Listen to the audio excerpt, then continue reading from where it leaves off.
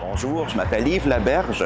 Je suis candidat à la mairie de Québec et je me trouve présentement dans le quartier Montcalm, au début du chemin Sainte-Foy, en fait au début de la piste cyclable qui est sur le chemin Sainte-Foy. Et c'est un problème qui est apparu il y a quelques années, c'est le partage entre les voitures et les cyclistes. Je crois qu'on a un problème avec les pistes cyclables, c'est qu'on a mal planifié la nécessité de certaines des pistes cyclables. Et de ce fait, on se retrouve avec un problème. On a des artères importantes, comme ici, le chemin Sainte-Foy, qui auparavant était à 4 voies et qui désormais ne sont plus qu'à 1 voie dans chaque sens. Le problème, c'est que le chemin Sainte-Foy est une artère importante, non seulement pour les gens qui habitent ici, mais surtout pour toute la population et les gens qui veulent aller d'un quartier à l'autre. Ce que l'on constate, c'est que les pistes cyclables, très souvent, sont efficaces, mais dans ce cas-ci, ne le sont pas. Et pourquoi? Eh bien, parce qu'il y a très peu de cyclistes, mais il y a beaucoup d'automobilistes qui souffrent de la présence et surtout du rétrécissement des chaussées, et cela crée beaucoup d'embouteillages. Qu'est-ce que nous dit la population? La population nous dit régler le problème de la circulation avec des solutions qui sont vraiment efficaces. Et je crois que le fait de retirer des voies de circulation pour les remplacer par des espaces dédiés à la circulation des cyclistes, ce n'est pas une solution parce qu'en fait, on rétrécit l'espace dédié aux voitures, mais en fait, il y a très peu de cyclistes qui les utilisent, ou alors trop peu pour justifier le fait qu'on retire dans chaque sens une voie à la circulation automobile. Alors, l'expérience aurait pu être intéressante, aurait pu être utile et concluante, mais malheureusement, dans le cas du chemin Sainte-Foy à Québec, malheureusement, on le constate, l'expérience n'est pas concluante et je crois qu'on devrait reconsidérer cette piste cyclable. Je pense aussi qu'on devrait faire un moratoire sur les pistes cyclables dans la ville de Québec afin de voir celles qui sont vraiment efficaces et utiles. Et, par ailleurs, il y a d'autres pistes cyclables qui, elles, ne sont pas des solutions, mais vont au contraire aggraver des problèmes déjà existants au niveau de la circulation.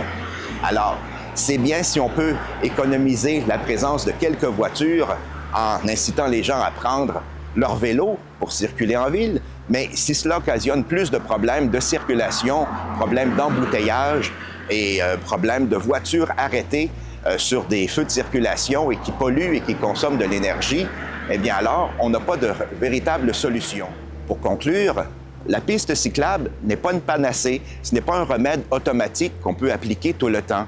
Il faut au contraire mesurer à quels endroits la piste cyclable est vraiment utile, efficace et qu'elle peut contrer les embouteillages. Mais si la piste cyclable crée des embouteillages, aggrave les problèmes de circulation, dans ces cas-là, la piste cyclable devient non productive, elle devient nuisible. Et à ce moment-là, il faut essayer de trouver une solution pour la déplacer, la placer par exemple sur la rue Père-Marquette où il y a déjà des voies pour la circulation des cyclistes. Et à ce moment-là, on est en mesure de pouvoir offrir un bon équilibre et un bon partage entre les cyclistes et les automobilistes. Mais on doit le constater, il y a beaucoup plus d'automobilistes que de cyclistes et de ce fait, il faut tenir compte de ces deux réalités-là.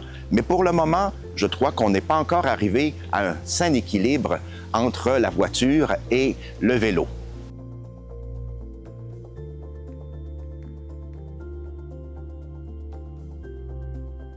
Nous sommes en ce moment sur la rue des Érables et c'est au cœur du quartier Montcalm. Le quartier Montcalm et les résidents du quartier Montcalm ont, il y a quelques années, expliqué qu'ils avaient beaucoup de problèmes à gérer leurs taxes municipales et qu'ils étaient rendus à un summum où ils avaient du mal à payer les taxes, où ils trouvaient que les taxes étaient trop élevées. La Ville doit garder à l'esprit ce signal très important qui est envoyé par la population sur la saturation, sur le plafonnement du niveau des taxes municipales. Et ce signal est important, il faut l'écouter parce que les taxes municipales ne doivent pas augmenter. L'objectif fiscal que je veux mettre de l'avant, on doit faire en sorte que les taxes n'augmentent plus dans la ville de Québec. C'est mon objectif, même si en ce moment on dit qu'il est bien d'indexer les taxes selon l'inflation. On doit viser, par une saine gestion, un objectif qui serait de ne pas augmenter les taxes municipales. Ça doit être notre objectif parce que la Ville a déjà, année après année, un déficit et la Ville a aussi une dette qui, elle, grandit sans cesse. Et à cela s'ajoutent les intérêts. Ces intérêts sur la dette, nous devons les payer collectivement. Le problème, c'est que même si des firmes aux États-Unis, à New York, vont dire que notre situation financière est bonne, la population, elle, envoie d'autres signaux très différents en disant les taxes sont trop élevées, les évaluations sont peut-être aussi trop élevées et il y a une sorte d'envolée vers le haut qui nuit à la santé financière de la population et particulièrement celle des personnes retraitées dont les revenus restent fixes. De ce fait, je crois qu'il faut limiter les dépenses, avoir une meilleure gestion de la chose financière et avoir, sur le plan fiscal, des objectifs beaucoup plus raisonnables.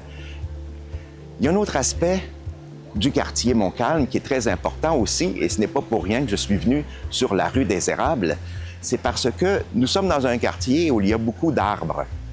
Ils ne sont pas tous matures, mais ils sont tous magnifiques. Et on doit préserver ces arbres-là. Il y a eu à Québec, pendant plusieurs années, un fléau naturel qu'on a appelé Agrille du frêne, c'est-à-dire que l'espèce des frênes qui était répandue à Québec a été attaquée par ce parasite qui a affaibli et ultimement fait mourir beaucoup de ces magnifiques frênes qui étaient partout, dans tous les quartiers de la ville de Québec. Autant je suis attaché à la verdure, à l'environnement et aux arbres, autant je crois que le projet de tramway actuel sera une nuisance pour nos arbres et ne réglera pas le problème de circulation. Pourquoi? Parce qu'en fait, notre problème à Québec, c'est celui de l'étalement urbain. La ville de Québec, comme elle est en ce moment et depuis les fusions de l'an 2000, la ville de Québec est en fait la somme des fusions de plusieurs municipalités qui autrefois étaient beaucoup plus autonomes et où les gens habitaient très souvent dans le quartier où ils travaillaient. Aujourd'hui, les choses ont changé. Il y a des gens qui résident à Beauport ou à Val-Bélair et qui vont travailler au centre-ville de Québec. Il y a des gens qui vivent au centre-ville de Québec, mais qui vont travailler dans des zones industrielles à Sainte-Foy ou à Saint-Émile, à Charlesbourg. De ce fait, il y a beaucoup plus de déplacements, de circulation. Je crois que le tramway n'est pas une solution à tous ces problèmes de circulation et que la ville devrait au contraire inciter les gens à résider près de leur lieu de travail ou à travailler près de leur lieu de résidence. Cette idée peut sembler farfelue ou irréalisable parce que, pour la plupart des gens, c'est impossible de résider près de son lieu de travail ou de travailler près de son lieu de résidence. Et cette mesure-là, on ne la vise pas, on ne veut pas l'imposer à toute la population ou même à la majorité ou même pas au quart de la population. Cependant, si on peut avoir quelques milliers de personnes qui acceptent de résider près de leur lieu de travail ou de travailler près de leur lieu de résidence, la Ville pourra les aider par des mesures incitatives, pas par des mesures obligatoires, mais par des mesures incitatives pour les inciter, non pas forcément à devenir propriétaires, mais à résider près du lieu où ils travaillent. Et à ce moment-là, cela réduirait constamment la circulation, cela réduirait aussi l'achalandage dans les autobus et dans l'hypothétique tramway, parce que les gens, au lieu de se déplacer en voiture ou en transport en commun, se déplaceraient à pied dans leur quartier. Nous pourrons éventuellement déterminer quel est le seuil, la limite, ou le minimum ou le maximum pour établir qu'une personne travaille près de son lieu de résidence. Je pense par exemple, et je lance cette balise d'une manière très fluide, par exemple, habiter moins d'1 kilomètre de son lieu de travail ou étudier à moins d'1 kilomètre de son lieu de résidence lorsqu'on va au cégep ou à l'université. Cela pourrait être considéré comme une manière très efficace de réduire la présence dans la circulation, dans les embouteillages, dans le transport en commun et dans le transport automobile. Une dernière chose qui est importante, je crois, c'est de rappeler que même si les gens utilisent des transports verts comme le vélo ou l'autobus ou le tramway, eh bien, les gens se déplacent quand même et vont consacrer souvent une demi-heure, parfois 1 heure par jour pour se rendre de chez eux jusqu'à leur lieu de travail. Ce n'est pas l'idéal. L'idéal serait davantage de résider près de son lieu de travail et à ce moment-là, on irait travailler à pied. Et bien sûr, ça peut paraître utopique.